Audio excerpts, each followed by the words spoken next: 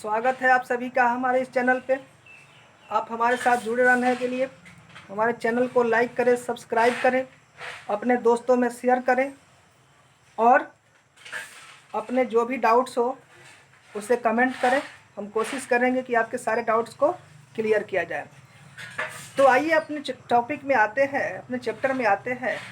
तो अपना जो चैप्टर अभी था कि अकाउंटिंग फॉर पार्टनरशिप फर्म, उसके बेसिक कंसेप्ट में कि फर्म जो होते हैं उसके लीगल स्टेटस क्या होते हैं, वैधानिक स्थिति क्या है एक फर्म की।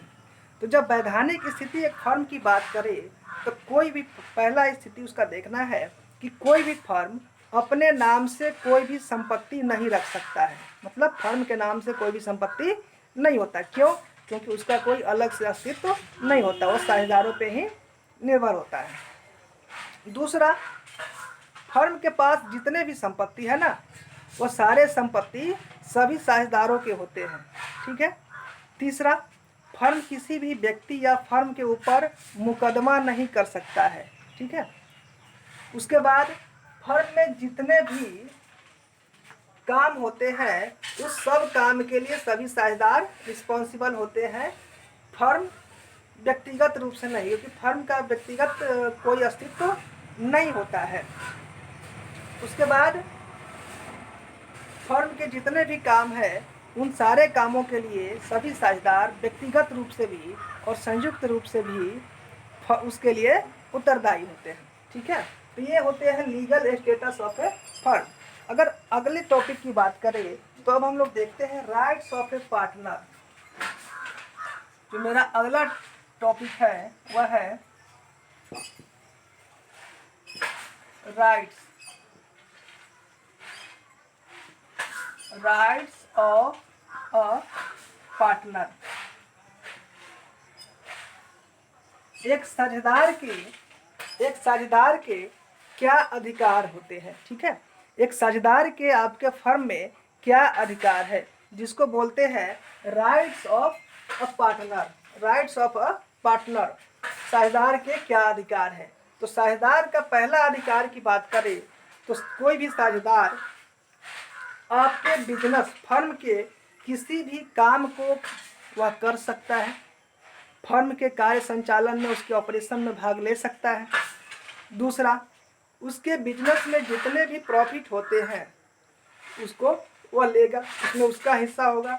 तीसरा, फर्म के जितनी भी संपत्तियां हैं उन सभी संपत्तियों में उनका अधिकार होता है। चौथा, उसे फर्म से कोई भी दूसरा पार्टनर नहीं निकाल सकता है। चौथा। पांचवा, अगर कोई भी साझेदार, दूसरा साझेदार अगर अलग से कोई भी प्रॉफिट कमाया है फर्म के नाम से तो उसे बताने का और उस साझेदार को देने का, मतलब उस प्रॉफिट को भी वह लेगा। उसके बाद जो साझेदारी में बाकी लोग हैं, जितने भी साझेदार हैं, तो वह अगर किसी नए साझेदार को लाना चाहता है तो नए साझेदार को लाने से पहले सभी साझेदारों से पूछा जाना चाहिए।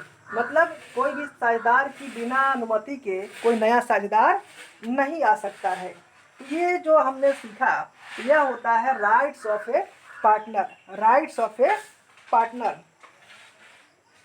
अब जब किसी पार्टनर के राइट्स है तो उसके रिस्पॉन्सिबिलिटी भी होते हैं। ठीक है। राइट्स है तो उसके रिस्पॉन्सिबिलिटी भी होते हैं। तो किसी साझेदार के क्या रिस्पॉन्सिबिलिटी है या क्या लायबिलिटी है उसको देखते हैं। ये तो राइट्स था, अब क्या है liability. Liability of a partner, तो किसी भी साझेदार के क्या लायबिलिटी है। तो लायबिलिटी की बात करें तो बिजनेस में जितने भी काम होंगे ना उन सभी कामों में भाग लेना, उस काम को करना पहला दायित्व होता है उस साझेदार का। दूसरा, अगर फर्म में कोई हानि होती है तो उस हानि में वह साझेदार उतना ही भागीदार है जितना उसके लाभ में, मतलब उसके हानि में भी वह भागीदार होगा। अब बात करते हैं तीसरा रिस्पॉन्सिबिलिटी। तो अगर फर्म में किसी संपत्ति की नुकसान होती है तो वह नुकसान उस साझेदार का भी होगा। उसके बाद फर्म में वह ईमानदारी से काम करेगा और कहीं से कोई भी प्रॉफिट कमाया है तो वह उसका हिस्सा सभी साझेदारों को देगा। उसके बाद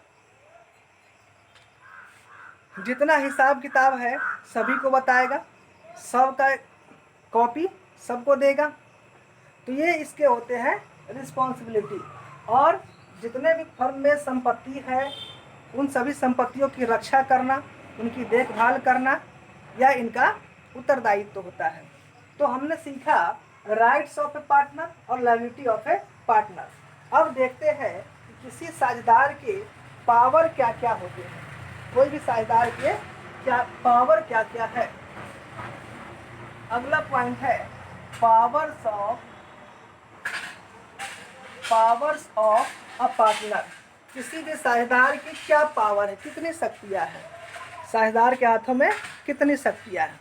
तो पहला शक्ति की बात करें, किसी साझेदार की पावर की बात करें तो पहला पावर तो ये होता है कि वह फर्म के लिए किसी भी सामान की खरीद और बिक्री कर सकता है, किसी भी ग्राहक से पेमेंट ले सकता है, किसी भी सप्लायर को पेमेंट दे सकता है,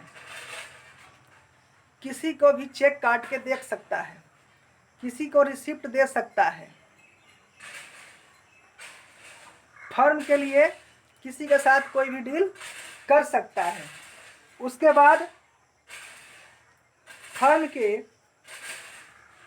के बदले में किसी भी चीज़ को, किसी भी बाकी थर्ड पार्टी के संपत्तियों को ले सकता है, उसके संपत्तियों को बंधक बना के रख सकता है अगर ज़रूरत हो तो, या फिर किसी भी व्यक्ति से जो फर्म के बाहरी लोग हैं, जो सप्लायर्स है, उनसे बिना फर्म की संपत्तियों को बंधक बनाए हुए, ठीक है, उनसे लोन ले सकता है। मतलब किसी भी पार्टी से, किसी भी लोगों से उधार ले सकता है, लेकिन उधार लेने में कंडीशन है कि वह फर्म के संपत्तियों को बंधक बिना सभी साझेदारों से पूछे हुए नहीं रखेगा। उसके बाद बिजनेस को चलाने के लिए अगर स्टाफ रखना है, नौकर रखना है तो कोई भी साझेदार रख सकता है। ये सारे जो है किसी भी साझेदार के अधिकार होते हैं। उसके बाद अब क्या है कि हमने ये देखा, अब ड्यूटीज है। ड्यूटीज में हमने देखा ड्यूटीज क्या है। तो ड्यूटीज जो हमने रिस्पॉन्सिबिलिटी देखा वही चीज़ कि बिजनेस के कामों को करेगा, उसको अच्छे से करेगा, संपत्तियों की रक्षा करेगा, अगर कोई नुकसान होता है तो उसमें हिस्सा देगा, और बिजनेस में जितने भी काम होंगे सारे कामों को करेंगे। तो ये था हमारा लीगल स्टेटस ऑफ फर्म। दूसरा राइट्स ऑफ अ पार्टनर। तीसरा लायबिलिटी ऑफ अ पार्टनर। चौथा पावर्स ऑफ अ पार्टनर और ड्यूटीज ऑफ अ पार्टनर। तो अब मिलते हैं फिर अगले वीडियो में।